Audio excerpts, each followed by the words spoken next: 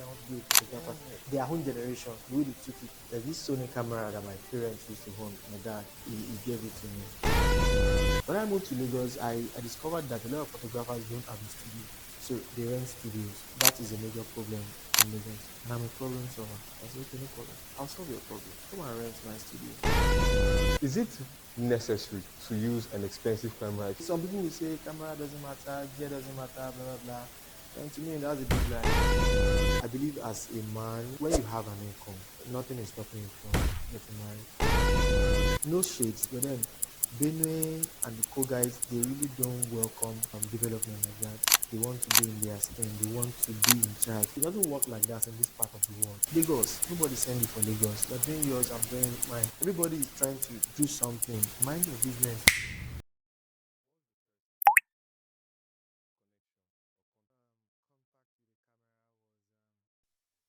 2001. There's this Sony camera that my parents used to own and that and he gave it to me. And I just entered school just this one. I was just looking up what to do, just to hand something. You know, I started snapping my friends with, and I would take this camera. So there's a film. It's used to use the film, and then would buy a film, put it inside, take pictures, and my friend take it to the lab. So the lab was Bob Shake by Jenny Lauren. That's the name of it. The man is no more. I think the business crashed. Even though it's keeps it's trivia now photographer. I think they are getting 2 or 3 children like photographers now. They're doing well. But then that particular business, printing business, rushed. Just a few years after the man died or something. So that was my first contact with a camera. Yeah. And ever since, even after that wasn't in use anymore, we were still using mobile phones when we started using com. You know, that was years after they introduced mobile phones, and then I was able to get a mobile phone that could take pictures, and I've always been this picture kind of person. Even though I didn't take it further after school, I just let it like that until you know 3 years ago when I decided to go into it in full, but being a professional. What triggered you after leaving it since that? So I had other businesses running before then, and I discovered that the problem with having a business is not you running the business; it's just the people running the business for you. So I wanted this business where I'll be able to run myself as well as people running it for me without having to think too much of it. I don't know if you understand. So I've had several businesses, one of which logistics business. Yeah. And I discovered that I could not do anything for my logistics business other than to run it. So I could not ride the bike. I could not deliver myself.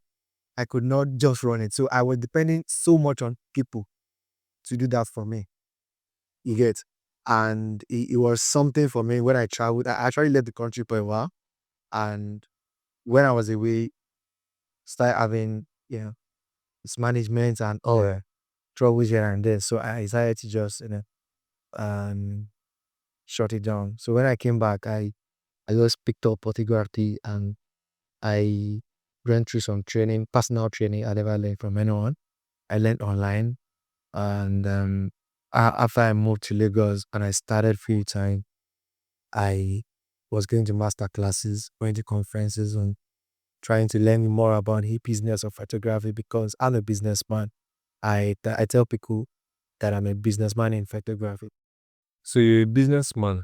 Now, the idea of photography generally is creative on the health of a big business, do it a sense and logic. So how do you now mix it? You run a content studio, and that is it may be late to photography, but someone that doesn't know, do not know that it's a totally different ball game running the business and the content studio. How do you now mix it? Well, I I've always known from school that I'm just going to be an entrepreneur. Like I just have to do something. So even before photography, even back then, I still used to draw. I used to paint. I know I just love creating. I love using my hands. I love working in my hands. I don't like the hobby. I want to create something. I want to do something. I want to show myself. So I've always been that kind of person. And you know, coming to Lagos, I had in mind that I was gonna, you know, run a studio. Yeah. And if you want to run a studio, it's not possible for you to run a studio without having the knowledge of what you are running. For example, when I started the studio, I started running it myself. Then later I employed someone, and then it wasn't just delivering what I needed. I had to make people from there here. I employed someone else, and still the same thing. Um, you know, at that point, I felt I didn't think you guys can just do it the way I'm doing. Yeah. Even though I can't do it all by myself, I try as much as possible to delegate, you know, these roles. But then sometimes you just have to combine the two as it being a creative and running the business of particular. Mhm. You know, it's not easy. I won't deceive you, but I know it's something we've been doing and something that you can do. You know, I told you I come from a place where I schooled in Makodi, lived in Makodi. In that place, there's hardly any content studio. Maybe five maximum. So some people might be listening and getting ideas that they want to do that kind of thing, bring something new to your place that it doesn't exist before. What would you tell them?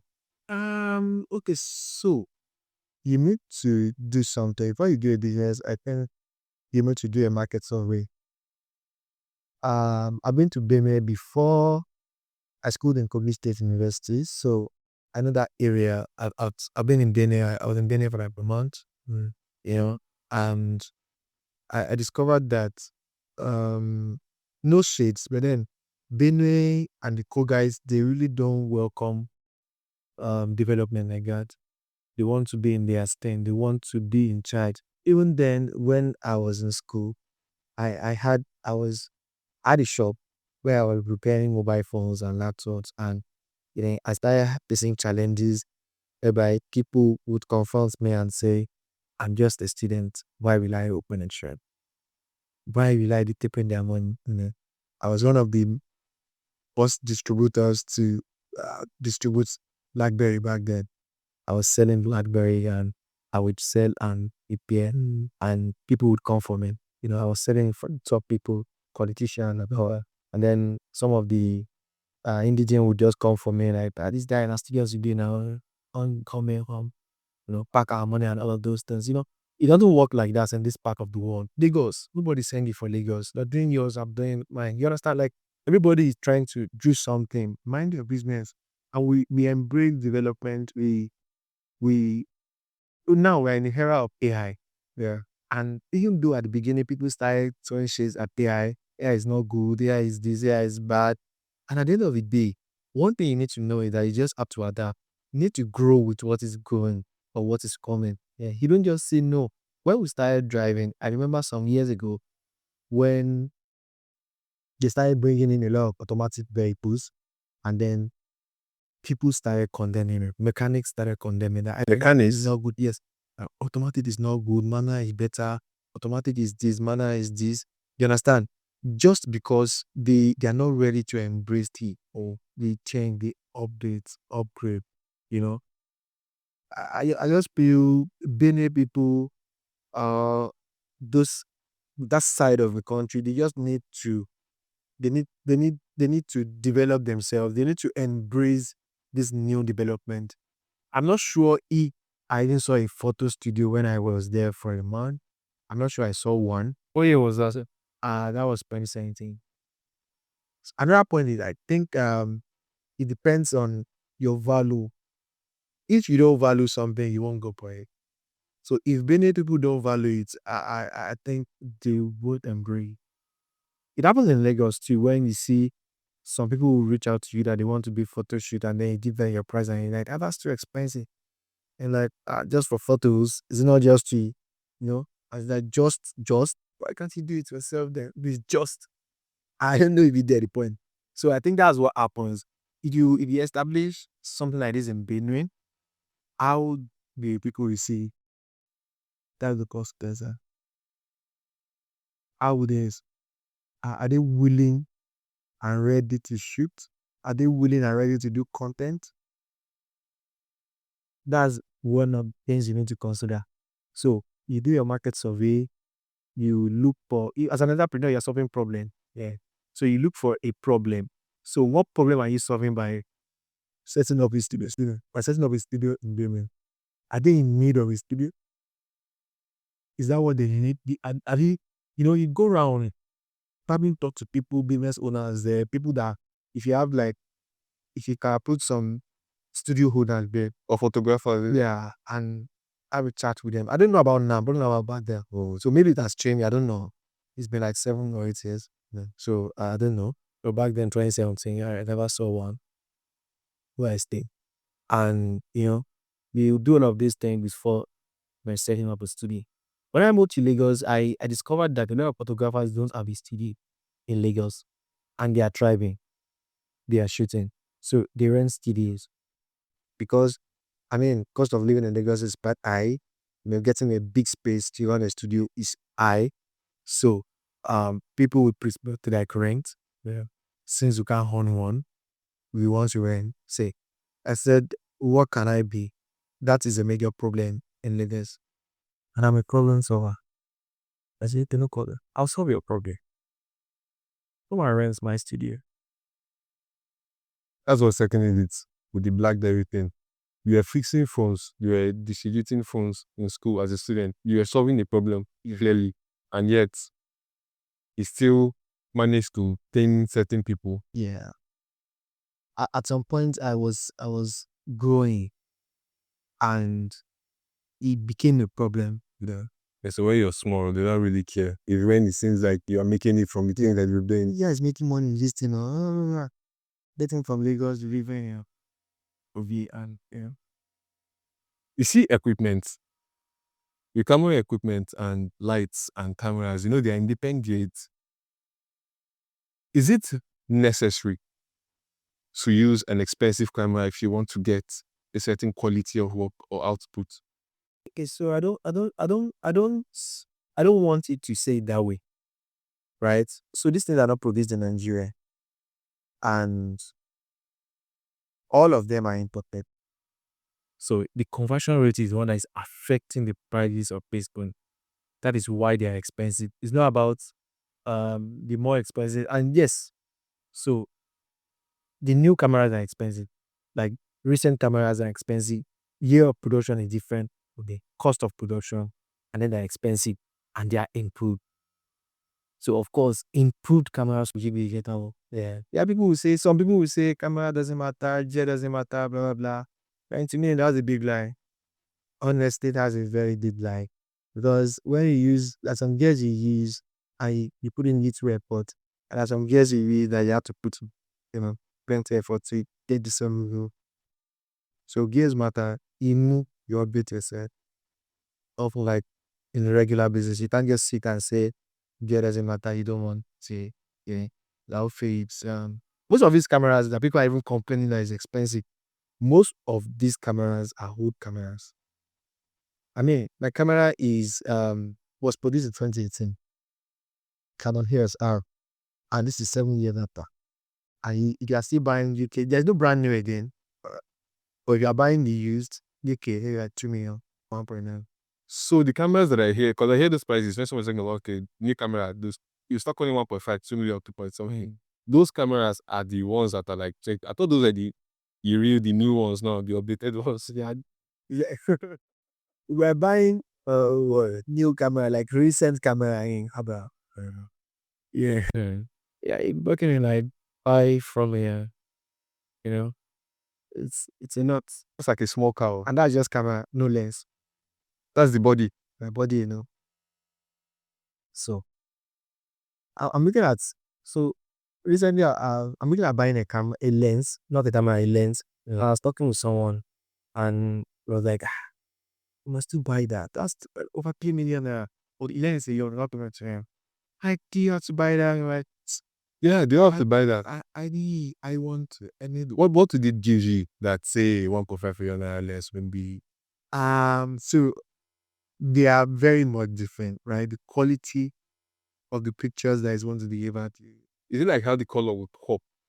You know, or I want to know because the end user, if I'm watching, if I'm watching something that was made in a 1 million naira camera or lens or a 2 million naira lens, I don't think I will know the difference. I just know You good will, quality. you will. I can show you pictures from different photographers, and I'll tell you to choose like which one do you like, which one do you think is good.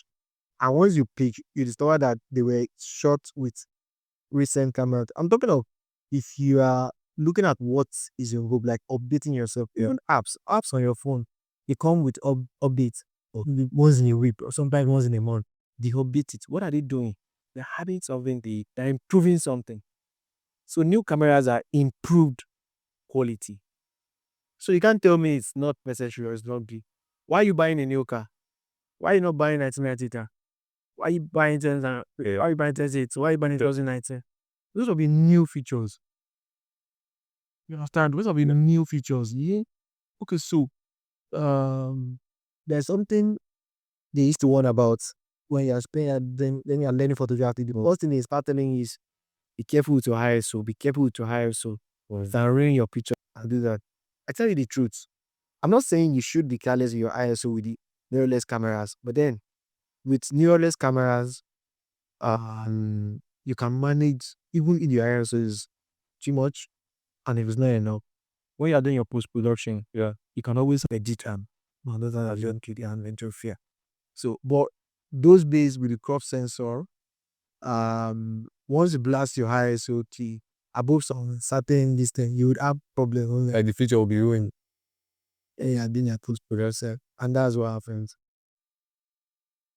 Okay. I understand the thing to the features now. Because imagine there's this classmate of mine. I saw her post on Facebook one day where she said that she posted like 3 pictures from her wedding. And she said these are the only pictures she has from her wedding.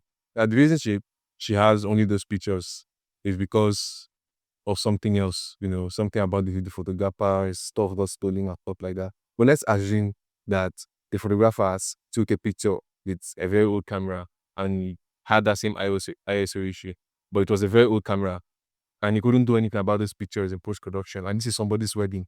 But if he used... So it's not like you won't be able to do anything about it, but we have pictures and we have good pictures. Okay, so the outcome will not be the same. It's not like you won't see anything. They have not spoiled the whole thing completely, but it's not get to that level. Yes. Might not just be, because at that point, maybe 10 years to come, you are looking at the features and you're like, what is this? Meanwhile, there are some people that still shot the same year you shot your own. And then you look at their pictures, you think they shot it that same year. There are some pictures that I see online, and then when I see the date they posted it, like 2020, and you compare, like, someone showed this in You see 2020. these things, you see these pictures of Tupac. When they this AI now, but I see pictures of Tupac and some of these old pictures, even old movies, you see them still, very, very clear. Yes, because the short beat, quality video, And that's the essence of pictures now. Hold the moment for easy, for but time. those moments or these moments that we are freezing now, they are not valued now. We won't value it now. People don't value it now. It is then, like 20 years, 30 years. That's when you won't tell story. When you are telling your kid, like when I was in, okay, now I told you now that I used to, I started handling the camera in 2021. Yeah. How would you did it? I have pictures to put it.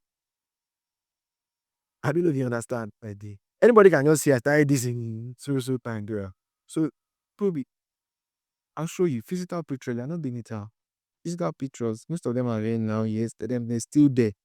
And then there was even 2 in just one that you even had to print physical copy. There's the I didn't even know that you have to prove anything in the future when you're doing that. No, I was gonna be a photographer.